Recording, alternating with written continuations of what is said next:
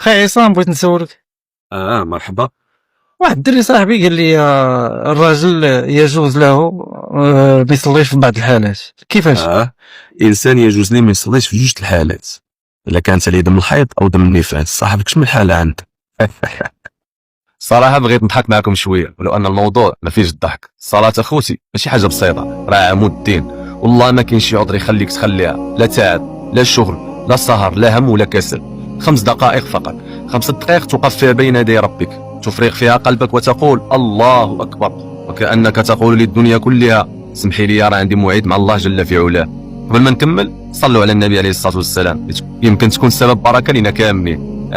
اللهم صل وسلم على سيدنا محمد. سبحان الله، الناس كتقلب على الراحه ولا الطمأنينه وعلى الرزق ولا الفرج، وهذا الشيء كله كاين في الصلاه، والله العظيم. لذا حلاوه الصلاه ما يقدر يخليها، لان ماشي مجرد واجب، هي نور وحياه وطمأنينه، فحافظ عليها لا تضيعها، ما تخليش الدنيا تشغلك عليها، لان اول السؤال يوم القيامه فهو عن صلاتك.